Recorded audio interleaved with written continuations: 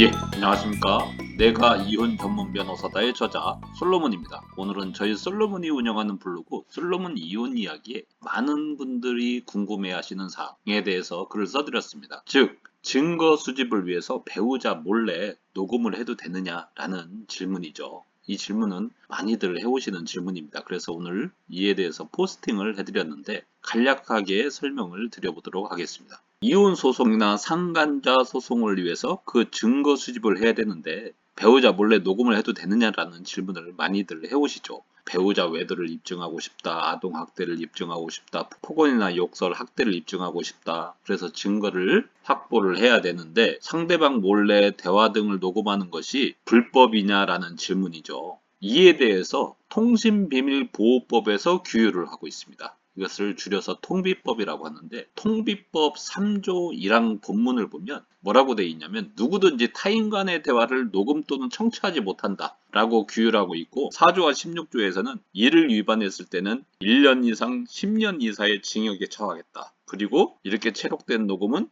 재판이나 징계 절차에서 증거로 사용할 수 없다라고 규정을 하고 있죠. 그렇기 때문에 이 법에 위반되게 증거를 수집했을 때는 형사처벌도 당하고 증거로 사용할 수 없다는 규정이죠. 통비법을 보면 통비법에서 금지하고 있는 행위는 타인 간의 대화를 녹음하거나 도청하는 행위죠. 따라서 타인 간의 대화가 아니다. 녹음자가 대화에 참여하고 있다? 그러면 이건 통비법에서 금지하고 있는 행위가 아닙니다. 따라서 얼마든지 녹음해도 되겠죠. 즉 남편이나 상간녀가 외도 사실을 자백한다? 그걸 녹음해도 됩니다. 내가 대화 현장에 있기 때문에 배우자와 상간자와 3자 대면을 하는 것을 녹음하고 싶다? 해도 됩니다. 내가 대화에 참여하고 있기 때문에 배우자가 자녀를 학대하거나 폭언하는 현장에서 녹음하고 싶다?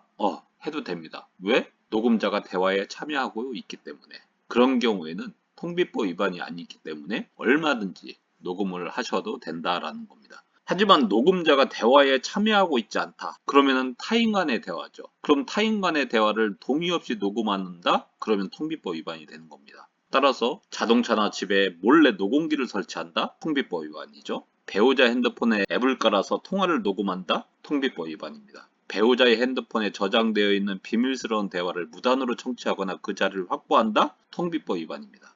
그리고 통비법을 위반해서 증거를 확보하면 어떻습니까? 아까 말씀드린 대로 형사처벌되고 증거 능력이 없다라는 겁니다. 하지만 실무에서 조금 다르게 적용이 되고 있습니다. 이 점이 중요합니다. 실질적으로 이혼 소송에서는 형사소송이나 민사소송과는 다르게 이렇게 통비법에 위반이 되어서 수집된 증거라도 실질적으로 증거 능력, 증거력을 인정하고 있습니다. 그것이 실무죠. 그리고 형사 고소가 되어도 만약에 녹음된 증거 내용에 아동학대나 배우자 외도나 학대, 욕설, 폭언과 같은 불법 행위 사실이 확실하게 입증이 된다. 그러면 실질적으로 통비법 위반이긴 하지만 처벌을 하지 않는다. 따라서 담당 검사가 기소 유예 처분을 해서 종결을 시키는 경우도 굉장히 많습니다. 기소가 되더라도 판사님이 선고 유예하는 것이 대부분입니다. 따라서 형사처벌로까지 가지 않는다. 그리고 통비법 위반의 경우에는 벌금형이 없습니다. 징역형만 규정돼 있죠. 그래서 벌금형을 선고하지도 않죠. 좀 가볍게 벌금형을 선고할 수도 있는데 벌금형이 없기 때문에 기소유예 처분이나 선고 유예하는 방법으로 선처되는 경우가 대부분이다라는 거죠.